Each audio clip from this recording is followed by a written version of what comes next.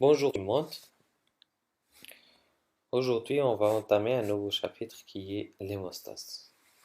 Après avoir fini avec tout ce qui est globules rouges, donc on va voir c'est quoi l'hémostase et les différentes pathologies de l'hémostase. L'hémostase, donc, c'est les différents mécanismes qui permettent de maintenir la fluidité sanguine sans qu'il y ait un saignement. Donc, c'est un équilibre. Donc, c'est l'hémostase permanente. Ça, c'est en permanence. Le sang circule dans le vaisseau sans qu'il y ait un saignement. Donc, voilà, il est à l'état fluide, mais il n'y a pas un saignement. Donc, c'est les différents mécanismes qui interviennent pour maintenir cette fluidité. Et il y a l'hémostase réactionnelle qui, qui permet donc l'arrêt de l'hémorragie en cas de lésion vasculaire. Donc, c'est les différents mécanismes qui permettent d'arrêter l'hémorragie en cas de lésion vasculaire, de colmater la brèche. Il y a différentes étapes de l'hémostase. Donc, d'abord, il y a l'hémostase primaire. Quand il y a une lésion vasculaire, il y a un temps vasculoplaquettaire. C'est le premier temps. Donc, il y a le vaisseau qui va intervenir, il y a les plaquettes qui vont intervenir en formant donc un clou plaquettaire. Dans chaque étape, il y a des intervenants. Comme la première étape, peut-être un exemple, donc il y a le vaisseau, il y a les plaquettes, il y a d'autres facteurs. Donc, en formant le clou plaquettaire qui est fragile, c'est le premier temps. Ça, c'est rapidement en 3-5 minutes. Ensuite, il y a ce caillou ou ce thrombus, il va être consolidé par la formation par la fibrine en formant le thrombus rouge. Également, il y a d'autres intervenants, c'est les facteurs de la coagulation, donc ce qu'on appelle la coagulation, pour de 5 à 10 minutes. Ensuite, il faut bien qu'il y ait une reperméabilisation du vaisseau sanguin, après cicatrisation, ce qu'on appelle fibrinolyse, c'est-à-dire lyse du caillot et dissolution du caillot, et la circulation redevient normale. Donc, voilà ce qu'on appelle l'hémostase. Il y a l'hémostase permanente, donc le sang qui circule le plus normalement dans les vaisseaux sans qu'il y ait un saignement. Et en cas de lésion vasculaire, il y a des mécanismes qui vont intervenir, ce qu'on appelle l'hémostase réactionnelle. Donc, voilà les différentes étapes. On commence avec l'hémostase primaire. Avant d'étudier chaque étape, il faut qu'on parle des intervenants de chaque étape, ensuite les différents mécanismes, différentes étapes. Donc, les acteurs, l'hémostase primaire, c'est les mécanismes qui vont aboutir à la formation d'un agrégat plaquettaire ou bien un thrombus blanc. Ce mécanisme, il permet l'arrêt du saignement dans les capillaires les plus fins. Donc, dans les gros faisceaux, c'est pas la formation de thrombus blanc qui va arrêter le saignement. Dans le premier temps, mais il faut que ça soit coagulation et voilà. Donc, dans les petits vaisseaux, donc le thrombus primaire, thrombus blanc permet d'arrêter le saignement. Quels sont les acteurs de ce mécanisme? Donc, les intervenants qui vont intervenir dans cette étape, c'est la paroi vasculaire, puisque ça intéresse la paroi, les plaquettes, le facteur de von Willebrand et le fibrinogène. Donc ça, c'est les 4 acteurs de l'hémostase primaire. L'hémostase primaire passe par des étapes. Il y a la première étape qui est vasculaire, ensuite il y a le temps plaquettaire. Le temps vasculaire, c'est la vasoconstruction, c'est réflexe. Dès qu'il y a une lésion, il y a une vasoconstruction. Ensuite, il y a différents phénomènes ou bien le temps plaquettaire. On va voir d'abord acteur par acteur, les différents acteurs qui vont intervenir. Ensuite, on va détailler les différentes étapes. La paroi vasculaire, donc, elle est formée, comme vous le savez tous, donc l'intima, le média et l'adventice. Très bien. Dans l'intima, il y a l'endothélium, il y a la membrane basale, il y a le sous-endothélium. Bien. L'endothélium, c'est tout ce qui est en contact, c'est à l'intérieur. Tout ce qui est en contact avec les éléments figurés du sang, avec le sang, avec le plasma, etc. Donc, il a des caractéristiques. Donc, il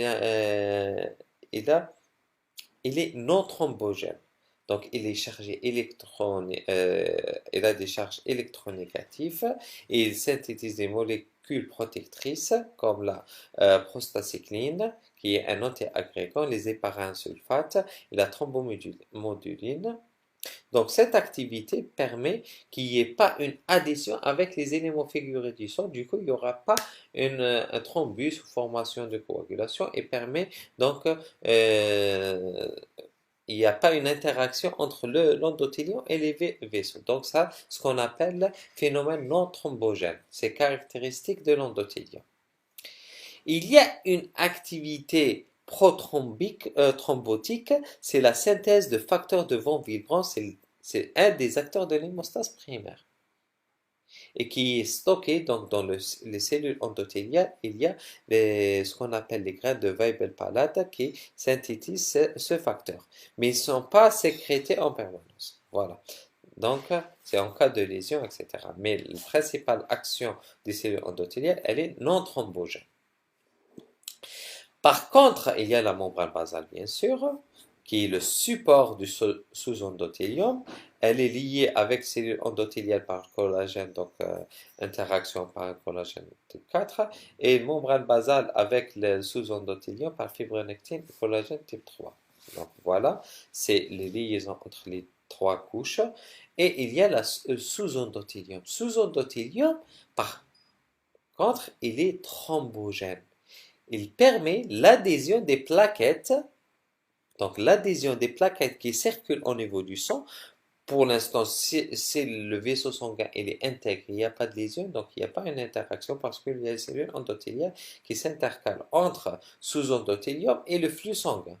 Quand il y a une lésion, donc sous-endothélium, sa caractéristique principale, elle est thrombogène, contraire de cellules endothéliales. Il permet l'adhésion des plaquettes sanguines qui circulent au niveau du sang avec le facteur de von Willebrand qui est sécrété par les cellules endothéliales, par le collagène de type 3 et par les myofibrilles et la thrombospondine. Donc, il permet l'adhésion des plaquettes et l'activation des plaquettes. Donc, voilà, on veut résumer le vaisseau sanguin pour être clair. Donc, il y a le vaisseau sanguin, il y a la partie, l'intima qui est qui est formée de cellules endothéliales, la membrane basale et sous-endothélium. Les cellules endothéliales ont une caractéristique non thrombogène, donc qui va permettre au sang de circuler librement, donc de rester fluide. Il n'y a pas une interaction entre les cellules endothéliales et les éléments figurés du sang. Elle est chargée négativement, etc. Et il y a la membrane basale, c'est le support de l'endothélium. C'est le support du sous-endothélium. Et il y a le sous-endothélium qui est thrombogène. Thrombogène, c'est-à-dire quand il y a mise à nu de l'endothélium, il y a une interaction entre les plaquettes et le sous-endothélium par l'adhésion par le facteur de von Willebrand, thrombospondine, par la collagène type 3, etc. Donc ça, c'est la caractéristique principale de la paroi. Il faut connaître ça. Ça, c'est pour comprendre. Vous n'êtes pas obligé de retenir tout ça, mais c'est de bien de savoir pour comprendre les mécanismes de l'hémostase. C'est pour vous, principalement.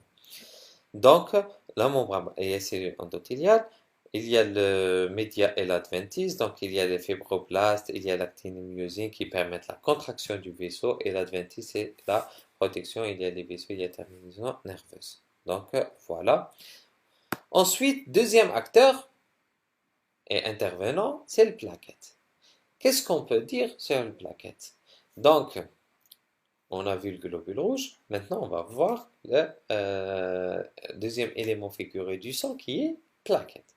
Plaquette, on a dit que il est issu de ce qu'on appelle la mégacaryopoïèse. Et on a dit que la mégacaryopoïèse, c'est pas comme les autres lignées, comme les érythroblastes pour former le globule rouge, ou bien comme les granules pour... C'est pas une division cellulaire.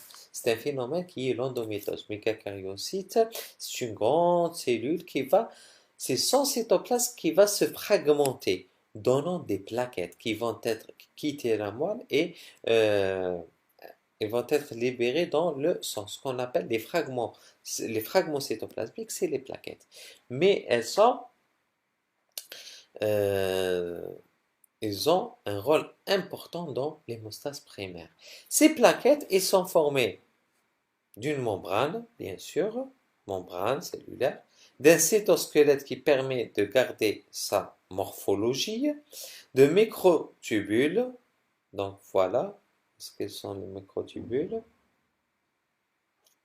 système tubulaire, voilà, système tubulaire qui permet la contraction, le système tubulaire, il permet la contraction et la rétraction du caillou. Il y a des microfilaments lactine et myosine qui permettent la sécrétion et le changement de la forme et rétraction. D'accord? On va voir c'est quoi changement de forme et rétraction. Les granules denses pour l'agrégation. Il y a les granules denses. Donc pour l'agrégation, il y a également les granules alpha.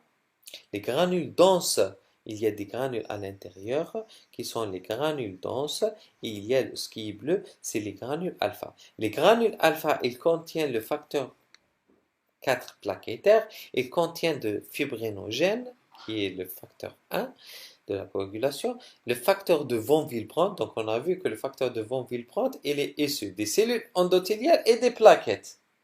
Voilà. Et on a thrombospondine, PDGF et le facteur 5. Il est dans les granules alpha. C'est le facteur 5. Il faut retenir ça. Donc, c'est pour bien comprendre les différents mécanismes qui vont venir après.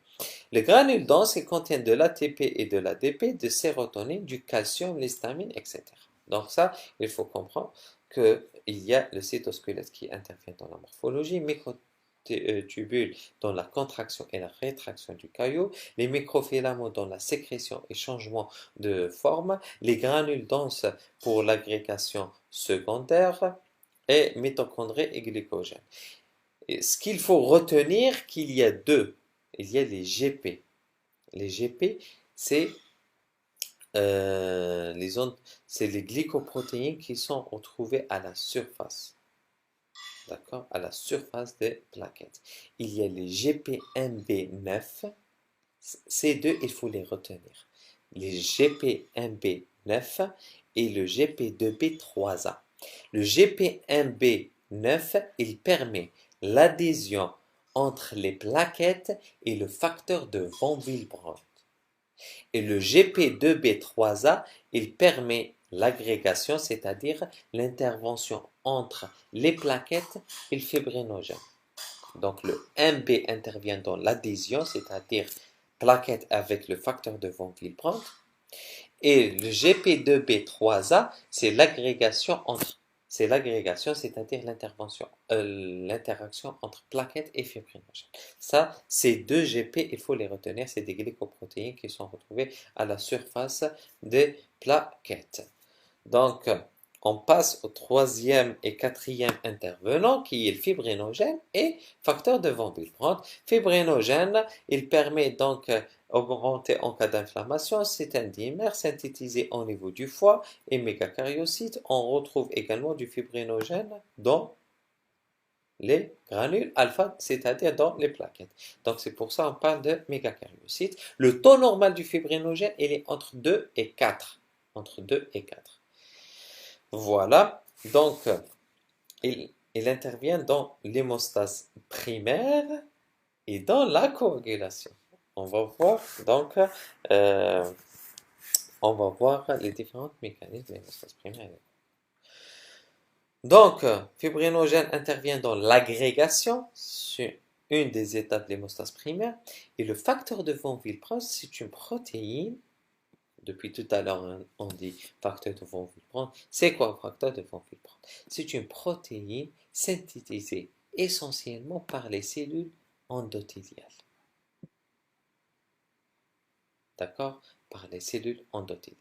Et 20% par les mégakaryocytes, on les retrouve au niveau des plaquettes, au niveau des granules alpha. Donc, les granules alpha, c'est les mégakaryocytes, je suis trompé. Donc, cellules endothéliales, c'est Whipple palade. Donc, on a vu que le cellule endothéliale, donc, caractéristique, c'est synthétiser le facteur de von Willebrand qui sont sécrétés dans les grains de Whipple palade. Et au niveau des plaquettes, on retrouve le facteur de von Willebrand dans les granules alpha. Donc, c'est une protéine qui est synthétisée par les mégakaryocytes à 20% et 80% les cellules endothéliales. Très bien. Les sites de liaison avec de liaison pour les non ligands, qu'est-ce qu'on a dit? Il faut retenir le GP1B9 et le GP2B3A. Donc, le GP1B9 intervient dans l'adhésion, l'interaction entre plaquettes et fibrinogènes. Plaquettes et facteurs de von Willebrand. Plus ou moins, le GP2B il peut intervenir dans l'addition également. Donc, voilà ce qu'il faut. Et le collagène, elle permet également collagène sous-endothélial et forme un pont entre les plaquettes et on va voir c'est quoi le pont. Donc, le facteur von Willebrand, son rôle, c'est l'adhésion des plaquettes. Quel est le rôle du facteur von Willebrand? Pour comprendre si tu as une protéine qui est synthétisée par mégakaryocytes endothéliales, donc il forme un pont entre les plaquettes et les cellules endothéliales. Donc, il y a un ligand qui va le fixer aux cellules sous-endothéliales et il y a un ligand qui va le fixer, qui est principalement le GP1B, qui va le fixer avec les plaquettes. Donc, en formant un pont et elle permet l'adhésion des plaquettes avec le sous-endothélium. C'est ça l'action du facteur de von Willebrand. Ensuite, le fibrinogène, c'est l'action entre plaquettes et une autre plaquette. Donc ça, ce qu'on appelle, on va voir ça en détail. Donc le facteur de von Willebrand, le rôle principal, c'est l'adhésion et également il a un rôle protecteur du facteur 8. Il transporte, il protège le facteur 8, qui est le facteur anti-hémophilique A.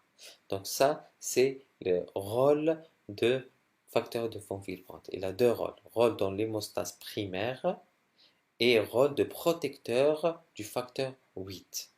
Donc ça, c'est pour les intervenants de l'hémostase primaire. On va voir le déroulement de l'hémostase primaire. Donc, la première phase, on a déjà vu, donc, il y a le temps vasculaire et il y a le temps plaquettaire. Le temps vasculaire, quand il y a une brèche, il y a de la vasoconstriction. Donc, diminution du flux sanguin. Il y a une vasoconstriction, donc c'est le premier temps qui est le temps vasculaire. Ensuite, il y a le temps plaquettaire qui va aboutir à la formation du clot plaquettaire. On va voir les étapes du temps plaquettaire. Donc, quand il y a brèche, il y a la vasoconstriction. Ensuite, il y a l'adhésion plaquettaire, c'est-à-dire, il vient le facteur de von Willebrand, il est libéré par les cellules endothéliales. Très bien. Donc, qu'est-ce qu'il va? Il va se lier aux cellules sous-endothéliales parce que l'endothélium, il est mis à nu. Donc, il y aura le sous-endothélium qui a des caractéristiques thrombogènes. Donc, qu'est-ce qu'on aura? On aura le facteur de von Willebrand qui vient être fixé sur le sous-endothélium. Il y a la plaquette qui vient, donc, grâce au GP1B9 qui est sur les plaquettes, qui va être fixé au facteur de von Willebrand. Donc, le facteur de von Willebrand, c'est un pont entre plaquettes et le sous-endothélium. Donc, ça, c'est la première phase. C'est la liaison de facteur collagène sous-endothélium. Ensuite, c'est interaction GP avec les plaquettes grâce au GP1B9. Donc, ça, c'est la première phase. C'est la phase de l'adhésion. Après l'adhésion, cette adhésion, donc voilà, sur le schéma, microscope. Donc, ça, c'est l'adhésion. Il y a brèche, vasoconstriction, il y a l'adhésion. Deuxième phase, l'immobilisation. Donc, la plaquette, elle va être fixée avec l'interaction d'autres GP Moi, je vous ai dit de retenir GP1B et 2B, c'est les plus importants pour dire que GP1B, elle intervient dans notre facteur de von Willebrand avec plaquettes et GP2B, plaquettes et fibrinogènes. Ça, c'est à retenir. Mais il y a d'autres GP qui sont sur la plaquette, donc ils vont intervenir directement avec le collagène. Donc, il y a le GP6. Donc, ce qu'il faut dire, il faut dire qu'il y a premier temps d'adhésion, et c'est le facteur de von Willebrand qui va former le pont entre plaquettes sous-endothélium. Ensuite, l'immobilisation. Et la plaquette doit être fixée sur le sous-endothélium avec l'intervention de d'autres GP avec le collagène. Donc, avec le sous-endothélium. Donc, ça, c'est l'immobilisation. Plaquette va être fixée sur le sous-endothélium. Ensuite, il y a l'activation de la plaquette. L'activation, c'est-à-dire, il y aura premièrement changement de conformation des plaquettes. On a vu qu'il y avait au niveau de plaquettes les différents constituants qui sont microfilaments, l'actinylmyosine, et ça, ils vont intervenir dans le changement de la forme de rétraction, la forme de la plaquette. Parce que la plaquette, elle est entourée de membranes. Et cette membrane, comme l'endothélium, pour qu'elle circule librement dans le sang, qu'il n'y ait pas interaction, elle doit être chargée négativement pour qu'elle soit repulsée de l'endothélium, il n'y aura pas une adhésion. Donc, ce qui va permettre la circulation libre au niveau du vaisseau. Mais quand il y a une adhésion, il faut qu'il y ait les caractéristiques thrombogènes. Donc, il faut que la plaquette change de quoi. Donc, ce qu'on appelle, elle va changer de elle va changer de forme. Donc, elle va passage du forme discoïde à la forme sphérique et l'émission de pseudopodes. Et il y aura ce qu'on appelle flip-flop, c'est-à-dire inversement de la charge. Donc la charge négative, elle va être à l'intérieur. Ensuite, il y a apparition d'autres et libération de granules. Donc voilà, il y a ce qu'il faut pour ne pas trop compliquer les choses. Donc, il y a l'adhésion. Après l'adhésion, il y a l'immobilisation. Ensuite, il y a l'activation, c'est-à-dire la plaquette, elle change de forme, elle va émettre des pseudopodes pour qu'elle se fixe bien. Et il y a les granules, on a vu qu'il y a des granules denses, il y a des granules alpha. Ces granules, ils vont être libérés. Ces granules, le rôle de ces granules, c'est quoi? C'est l'ADP. Et dans les granules denses, il y a l'ADP, il y a du calcium, il y a la sérotonine. Et dans les granules alpha, il y a le von Willebrand, il y a le fibrinogène, il y a le facteur 5. Donc tout ça, ils vont accroître, augmenter ou recruter d'autres plaquettes pour augmenter le processus. Donc cette, cette plaquette activée, ils vont appeler d'autres plaquettes pour renforcer l'agrégation. Donc après l'adhésion, l'activation, il y aura ce qu'on appelle l'agrégation plaquettaire. L'agrégation, elle consiste en quoi? C'est l'interaction entre l'agrégation, c'est l'interaction entre les plaquettes. Comment s'effectue cette agrégation? Donc, sur la surface des plaquettes, au niveau de la surface, il y a du GP2B3A. GP2B3A. Donc, ces GP2B3A, ils vont interagir entre les deux par le biais du fibrinogène. Donc, les plaquettes ils vont être collées les unes contre les autres grâce au fibrinogène. C'est le GP2B qui va fixer le fibrinogène d'une part et la plaquette d'autre part. Et il y aura ce qu'on appelle l'agrégation plaquettaire. Et après l'agrégation, il y a la formation, la rétraction du clos plaquettaire, ce qu'on appelle la formation du thrombus blanc. Donc voilà les différents mécanismes de la première phase. C'est l'hémostase primaire. Donc l'hémostase primaire, ce qu'il faut retenir, qu'il y a l'hémostase. Ce qu'il faut retenir, c'est l'hémostase. C'est l'ensemble des mécanismes destinés à limiter les pertes sanguines au niveau du brèche sanguine. Et au niveau de l'hémostase, il y a des intervenants. Ces intervenants sont la paroi vasculaire, les plaquettes, facteur de von Willebrand et fibrinogène. Paroi vasculaire, donc on a vu qu'il y a les cellules endothéliales et sous-endothélium et entre les deux, il y a la membrane basale. Et le plus important, c'est le sous-endothélium qui a une action thrombogène. L'endothélium, il est non thrombogène. Mais ce qu'il faut retenir, c'est que le facteur de von Willebrand, il est sécrété essentiellement par les cellules endothéliales. Donc ça, c'est pour la paroi vasculaire. Les plaquettes, ce qu'il faut dire sur les plaquettes, donc que c'est le fragment de cellule qui est formé de membranes, de granules alpha denses, granules denses qui contiennent l'ATP et l'ATP, granules alpha, c'est le facteur plaquettaire qui intervient dans l'agrégation, fibrinogène, facteur de von Willebrand, facteur 5. Et également, ce qu'il faut savoir, qu'il y a cytosquelette, il y a les microtubules et les microfilaments actin-myosine. Tout ça va intervenir dans le changement de conformation.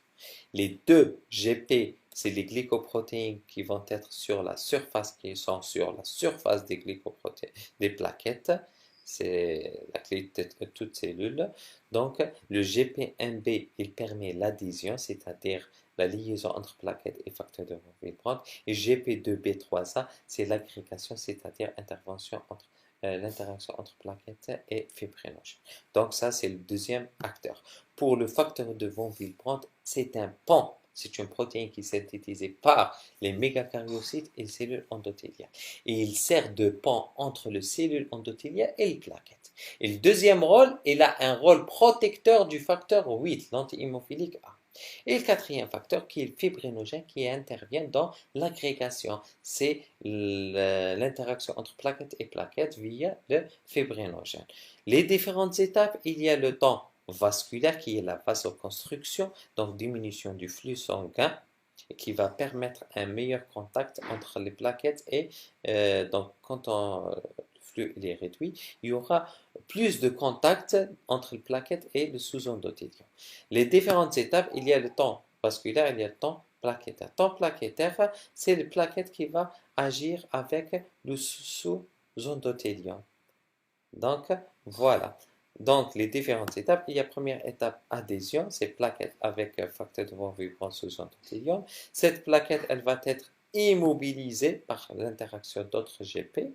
Ensuite, il y aura l'activation, c'est-à-dire changement de forme, et flip-flop et formation de pseudopodes, et libération des granules denses et granules alpha.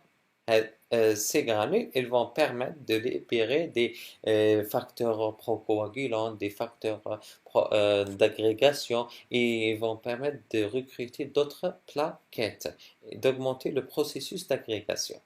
Ensuite, il y aura l'agrégation, c'est-à-dire liaison entre les deux plaquettes via le fibrinogène et le GP2B3A et formation du thrombus plaquettaire ou bien le thrombus blanc qui permet l'arrêt du saignement dans les fins capillaires.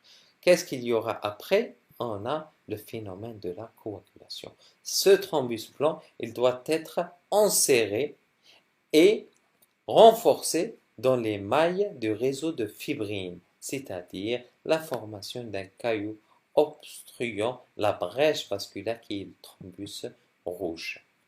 Comme dans le thrombus blanc, l'hémostase primaire, il y a les intervenants. Dans la coagulation, il y a les intervenants, ce qu'on appelle les facteurs de la coagulation. Donc, le facteur 1, c'est le fibrinogène. Il intervient dans l'hémostase primaire et dans la coagulation. Il a double rôle. Donc, le facteur 1, c'est le fibrinogène. Il est absent dans le sérum. Le taux normal, il est entre 2 et 4. Le facteur 2, c'est la prothrombine. Le facteur 5, c'est la proaccélérine. Le facteur 7, c'est la proconvertine. Le facteur 8, c'est l'anti-hémophilique A. Le facteur 9, c'est l'anti-hémophilique B. C'est le plus important. Facteur 8 et facteur 9. Stuart, c'est le facteur 10. Facteur 11, Rosenthal. Eggman, facteur 12. 13, c'est stabilisateur de fibrine. Ces facteurs à retenir. Il n'y a pas de... donc, c'est à retenir. Ce qui est important, il faut retenir donc du facteur de 1 à 13 et leur nom. Très bien. Ce qu'il faut retenir également, qu'il y a des facteurs qui sont vitamino-K dépendants. C'est le 27910, c'est-à-dire le 2, 7, 9 et 10 sont des vitamines K. Ils ont besoin de la vitamine K pour qu'elle soit, ils sont vitamino-K. Sans vitamine K, ils ne vont pas agir. Ils ont besoin de vitamine K. Il y a le facteur 1 qui est au niveau des plaquettes, dans les granules, très bien. Et le facteur 5, il est dans les plaquettes. Très bien. Et le facteur 8, il est protégé par le facteur de von Willebrand et il est au niveau des plaquettes également. Le reste, il est au niveau du sérum. Donc, voilà, sont synthétisés essentiellement par le foie. Donc, c'est des proenzymes. C'est des proenzymes, c'est-à-dire, ce qu'il faut retenir, ce sont des proenzymes. C'est-à-dire, il faut qu'il y ait une réaction pour qu'elle soit activée. Ils ne vont pas agir, par exemple, le facteur 2, la prothrombine, elle va agir. Non, il faut qu'elle soit activée. C'est pour ça qu'on dit proenzyme. Après activation, elle devient enzyme active. Très bien. Ils sont synthétisés par les hépatocytes. Donc, il y a deux cofacteurs. Les autres sont des facteurs. Il y a deux cofacteurs. Il y a le facteur 8 et il y a le facteur 5. On va voir pourquoi ce sont des cofacteurs. Il y a les facteurs vitamino-K dépendantes qui portent donc des résidus gamma-carboxyliques qui fixent le calcium et se lient à la membrane phospholipide. Donc, ce qu'il faut, c'est le PPS, c'est le facteur 2, 7, 10 et 9, 27 910. Les inhibiteurs, il y a des inhibiteurs donc de la coagulation. Donc il y a des intervenants pour qu'il y ait un équilibre, c'est la régulation de la coagulation. Il y a coagulation, mais il ne faut pas qu'il y ait un excès de coagulation. Il faut toujours un feedback négatif, un contrôle négatif. C'est ça la régulation de la coagulation. Donc il y a des inhibiteurs. Il y a l'antithrombine 3. Il y a la protéine C et S qui sont vitamino-K dépendants. Il y a la TFPI. On va voir l'action de chacun. Donc, ça c'est à retenir, les facteurs de la coagulation de 1 à 13, le nom de chaque facteur. Il faut savoir que le fibrinogène, c'est une protéine soluble dimérique capable de se transformer en réseau de fibres, sont des proenzymes de coagulation. Il y a les 5 facteurs de la sérine protéase 2, 7, 9, 10 et 11. Et il y a les vitamino-K dépendants 27 910. Et il y a les cofacteurs 2 cofacteurs qui est le 8 et le 5. Les inhibiteurs, il y a l'antithrombine, il y a la protéine CS, parce que le S c'est un cofacteur du C, le facteur C. C'est pour ça qu'on dit complexe protéine CS. Il y a l'initiateur, donc le TFPI. Donc les mécanismes, il y a l'ancien concept et le nouveau concept. Vous pouvez retenir que le classique, donc la voie endogène et la voie exogène, donc ce qui est pour systématiser et être classique, rester classique. Il y a un nouveau concept, on va en parler, mais ce qu'il faut retenir, c'est surtout les deux voies. Voie endogène, voie exogène et la voie endogène. Tout ce qui est en bleu, c'est la voie exogène. Tout ce qui est en rouge, c'est la voie endogène. Et il y a la voie commune, tout ce qui est en vert. D'accord? Il y a la boucle de Gosso, donc on va voir c'est quoi. La voie exogène. Donc la voie exogène, principal acteur de la voie exogène, c'est le facteur 7. Et le facteur tissulaire. Donc le facteur 7, il est activé par le facteur tissulaire. Il faut retenir ça. Ça, c'est à retenir. Le facteur voie exogène, donc c'est le facteur 7, principal facteur. Donc, il va être activé par le facteur tissulaire. Ensuite, toujours, les phospholipides et le calcium sont quasi constants dans phospholipides, c'est les phospholipides des plaquettes. C'est les qui sont au niveau des plaquettes. Donc, la membrane de la plaquette. Donc, phospholipides plus calcium avec le facteur 7 activé. Donc, il va activer le 10.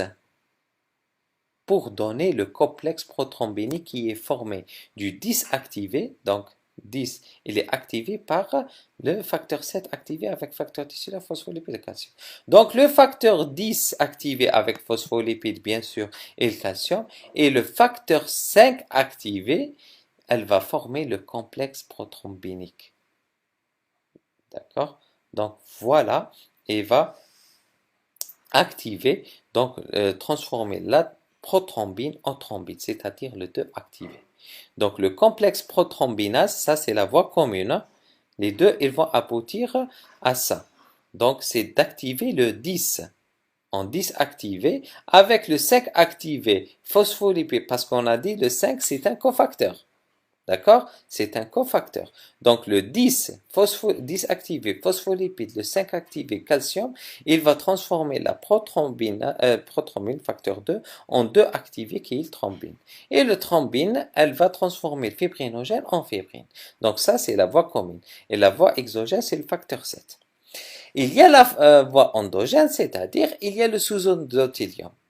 Et le kininine de haut poids moléculaire et la précalécrine, donc ça c'est le collagène, c'est un activateur qui va stimuler, donc il va activer le 12 en 12 activé.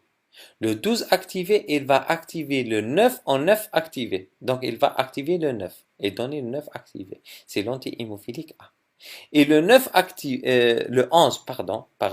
Le 12 activé, il va activer le 11. Et le 11 activé, il va activer le 9 et donner le 9 activé. Avec le cofacteur le 8, donc le 8, le 9 et phospholipide et calcium sont quasi constants. Donc le 9, ce qu'il faut retenir, c'est le 9 et le 8. Le 9 et le 8, ce qu'on appelle le complexe ténase. Donc le 9, le 8, bien sûr avec phospholipide et calcium, c'est un complexe ténase. C'est l'aboutissement ce que la voie endogène va produire.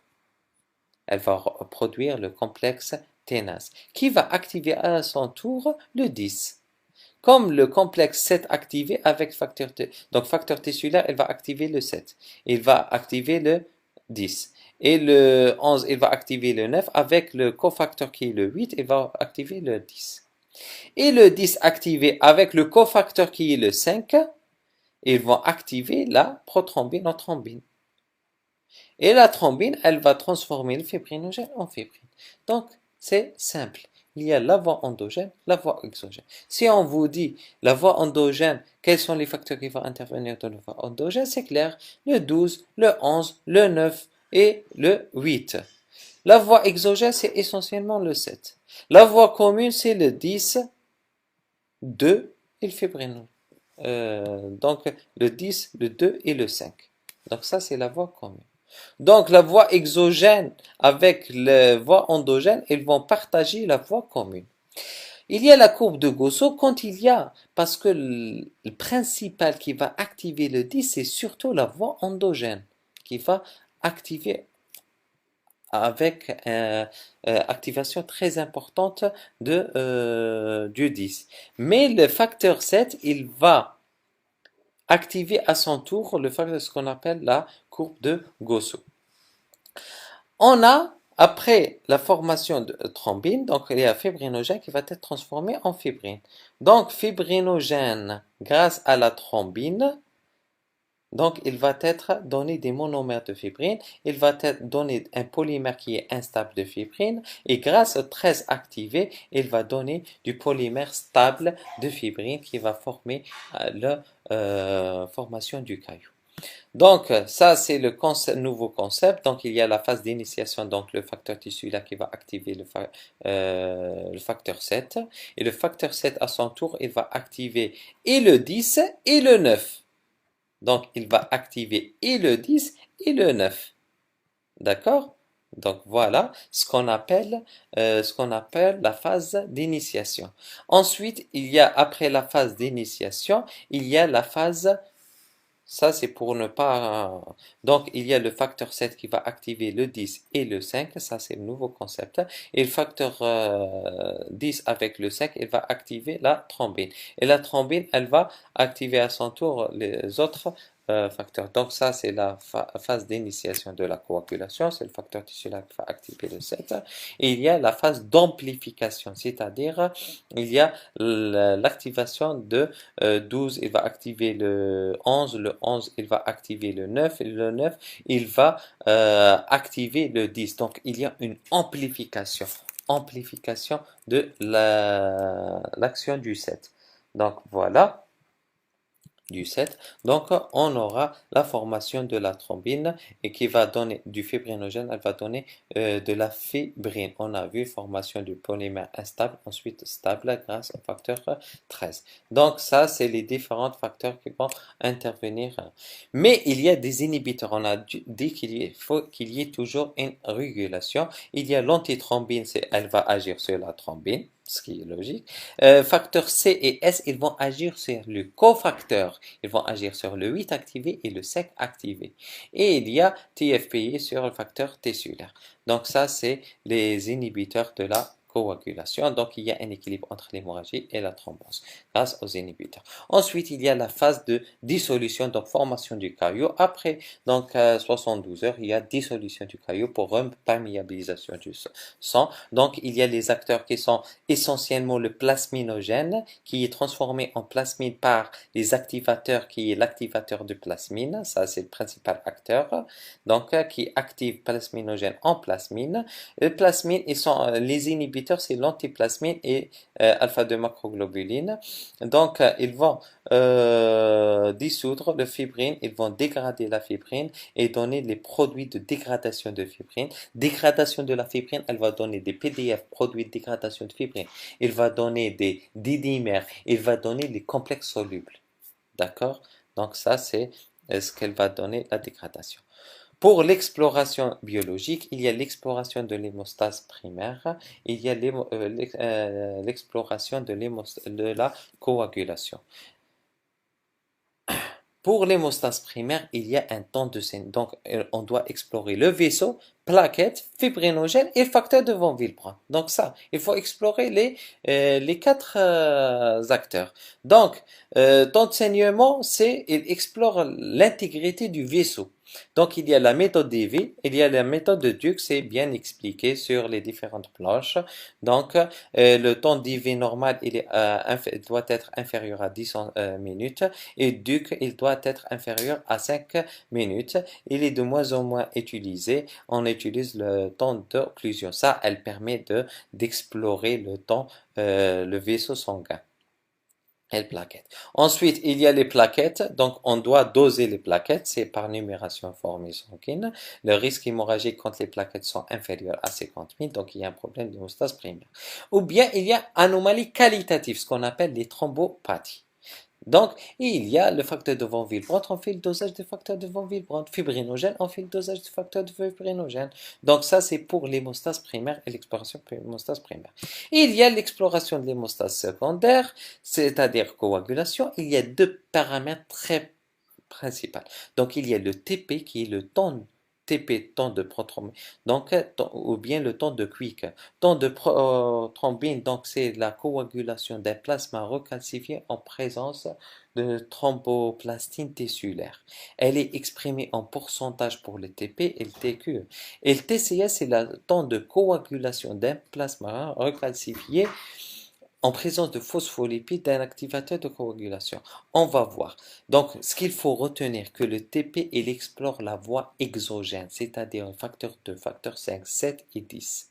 Et le TCA, il explore la voie endogène, c'est-à-dire le facteur 2, facteur 5, facteur 8. Pourquoi on dit facteur 2 et le facteur... parce que le voie exogène, c'est le facteur 7.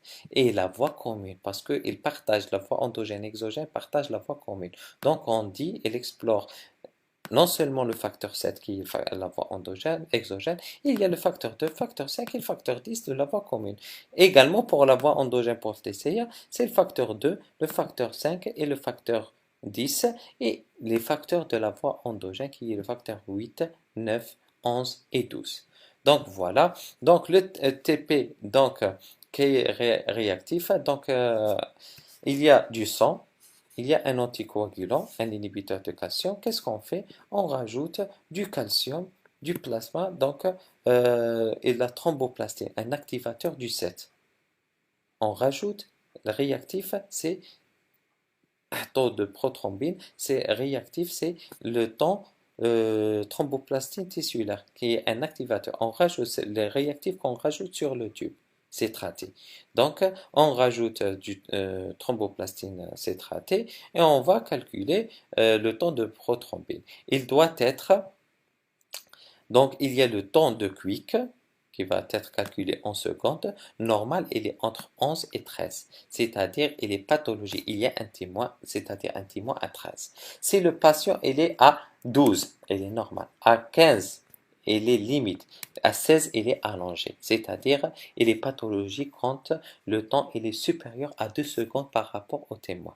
On a fait donc le TQ, on l'a transformé sur plasma calibré, sur TP donc à 100%, sur un plasma qui est témoin, 100%, 50%. Donc on a converti le TQ en pourcentage en TP. Il est pathologique quand il est, normalement, il est entre 70 et 100%. Il est pathologique quand il est inférieur à 70.